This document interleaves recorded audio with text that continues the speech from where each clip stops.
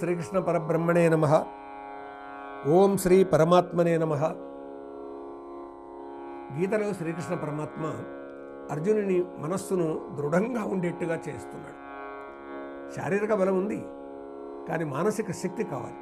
ఏ పనిలోనైనా మానసిక శక్తి కావాలి.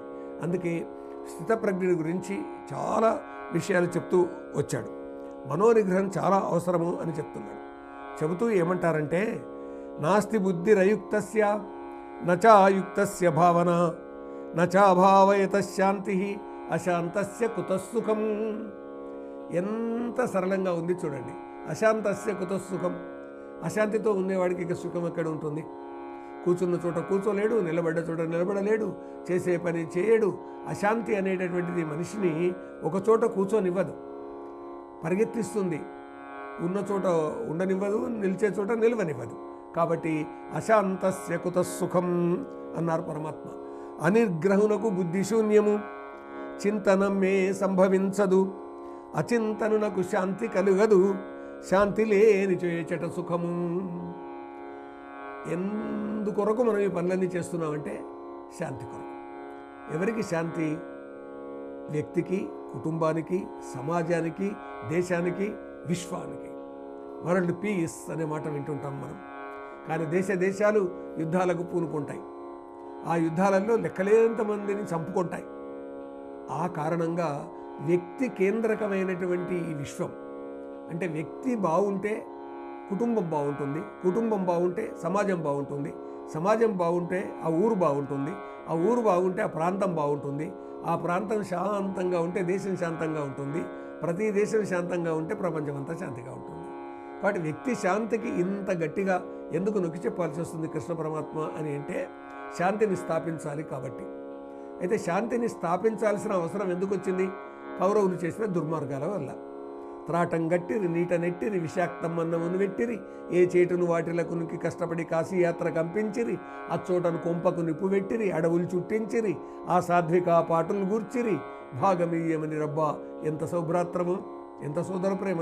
ఇన్ని పనులు చేశారు. ఇన్ని పనులు భీముని విషయంలో కానీ, ద్రౌపది విషయంలో కానీ, చిట్ట చివరికి అరణ్య అజ్ఞాతవాసాలకు పంపించి అక్కడ కూడా వారిని కష్టపెట్టారు.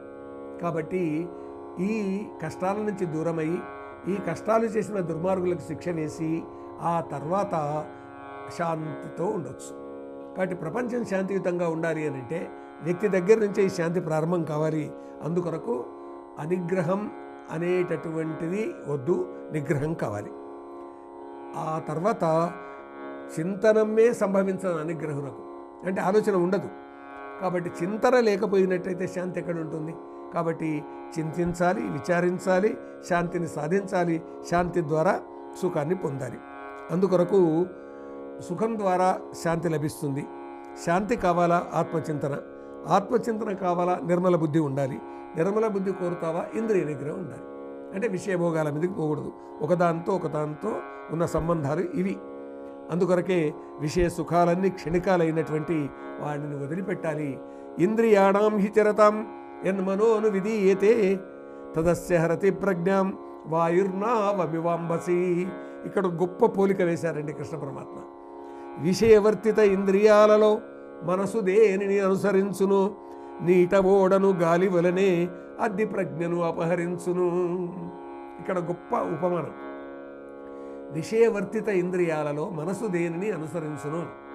విషయాలతో కూడుకున్నటువంటి, అంటే భోగ విషయాలతో కూడుకున్నటువంటి ఇంద్రియ సమూహాలు ఏవైతే ఉన్నాయో, ఇవి కన్ను చూచింది, చెవి విన్నది, నాలుక రుచి తగిలింది, చర్మానికి స్పర్శాజ్ఞానం ఉన్నది, వీటిల్లో దేనివైపు అది పరిగెత్తుతుందో అప్పుడు మనసు దేనిని అనుసరిస్తుందో ఆ అనుసరించి పోతుంది. ఎలా పోతుందని చెప్తున్నా అంటే, నీటిలో ఉన్నటువంటి ఓడ లంగర్ కానీ వేసి లేకపోయినట్టయితే గాలి ఆ ఓడను ఎటంటే అటు ఎట్లాగైతే లాక్కొని పోతుందో, ఈ ఇంద్రియాలు కూడా మనిషిని అటంటే అటు లాక్కొని పోతాయి. ఎంత బాగుందండి ఉపమానం! కాబట్టి నీటిలో ఉన్న ఓడను గాలి లాక్కొని పోయినట్టు ఇంద్రియాలు మనస్సును, మనిషిని లాక్కొని పోతాయి. అది ప్రజ్ఞను అపహరించేస్తుంది. అందువల్ల ప్రజ్ఞావంతుడు కావాలి మనిషి. విచ్చలవిడితనంగా ఇంద్రియాలు పరిగెత్తడం అనేటటువంటిది నిగ్రహించుకోవాలి. అలా నిగ్రహించుకొని తాను శాంతిని సాధించాలి. ఆత్మచింతనతోటి శాంతిని సాధించాలి. నిర్మల బుద్ధిని తాను కలిగించుకోవాలి. ఈ నిర్మల బుద్ధితోటి ఇంద్రియ నిగ్రహం చేసుకోవాలి. ఇంద్రియ నిగ్రహంతో విషయ సుఖాలన్నీ కూడా తాను ఆపగలుగుతాడు. దానివల్ల మనశ్శాంతి అనేటటువంటిది ఏర్పడుతుంది. దానితోటి తాను అనుకున్నటువంటిది సాధించగలుగుతాడు. స్థిర బుద్ధి, ఆత్మజ్ఞానం అనేటటువంటివి ఇవి బ్రహ్మజ్ఞానం వైపుగా మనిషిని నడుపుతాయి.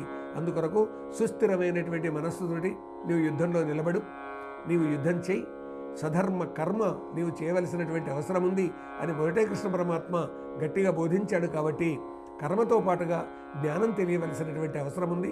ఆ జ్ఞానం అనేటటువంటిది ప్రపంచ మానవులందరికీ ఎవరు ఏ కర్మల్లో ఉన్నా కానీ, కర్మలంటే పనులండి, ఆ పనులలో ఉన్నా కానీ ఆ పనులు జ్ఞానంతో చేయాలి అనేటటువంటి ఆలోచన కలిగించాడు కృష్ణ పరమాత్మ. అలా కలిగించినటువంటి ఆ జ్ఞానం వల్ల మనశ్శాంతి ఏర్పడుతుంది. మనశ్శాంతి వల్ల తాను చేయాలనుకున్నటువంటి పని విజయవంతమవుతుంది. ఆ విజయవంతమైనటువంటి పని వల్ల సత్ఫలితాలు వస్తాయి. అయితే ఫలితాలు తనకే కావాలి అని కర్మ చేయకూడదు. ఆ ఫలితాలు అందరికీ అందాలి అనేటటువంటి ఉద్దేశంతో కర్మ చేయాలి అని ఇదివరకే కృష్ణ పరమాత్మ చెప్పారు. ఏమనంటే, కర్మ చేయగ హక్కు ఉన్నది, కర్మ ఫలితము కోరలేదోయ్. అయినా కర్మ మానకూడదు, నిరంతరం మనిషి తన పని తాను చేస్తూనే ఉండాలి అనేటటువంటిది శ్రీకృష్ణ పరమాత్మ ఆ విధంగా అర్జునుడికి బోధించి, ఆ బోధ ద్వారా అతన్ని ధర్మ కర్మ నిర్వాహకునిగా చేయడానికి సంసిద్ధం చేస్తున్నాడు. అలా సంసిద్ధం చేస్తున్నాడు కాబట్టే అర్జునుడు ఇవన్నీ వింటూ తనకు కలిగినటువంటి అనుమానాలను తీర్చుకుంటూ భగవద్గీత బోధ ద్వారా తన ధర్మాన్ని తాను నిర్వర్తించాలి అనేటటువంటి ఆలోచన వైపుగా వెళ్ళేటట్టుగా అపూర్వమైనటువంటి గీతాతత్వాన్ని శ్రీకృష్ణ పరమాత్మ బోధించాడు.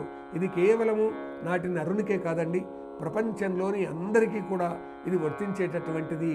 ఏ పనిలో ఉన్నటువంటి వారికైనా కానీ, ఒక రైతుకు, ఒక వ్యాపారికి, ఒక విద్యార్థికి, ఒక ఉద్యోగికి, ఎవరెవరు ఏ పనుల్లో ఉన్నా కానీ ఆయా పనుల్లో వాళ్ళు మనశ్శాంతితో పనిలో విజయాన్ని సాధించేటటువంటి విధంగా ఎలా వ్యవహరించాలో ఆ వ్యవహారం అంతా కృష్ణ పరమాత్మ అర్జునుని రూపంతో ఈ ప్రపంచానికి బోధించాడని మనం గ్రహించాలి. ఇదండి ఈనాటి గీతా సందేశం. ఎత్ర యోగేశ్వర కృష్ణో ఎత్ర పార్థో ధనుర్ధరః తత్ర శ్రీ విజయో భూతి ధ్రువా నీతిర్మతిర్మమ.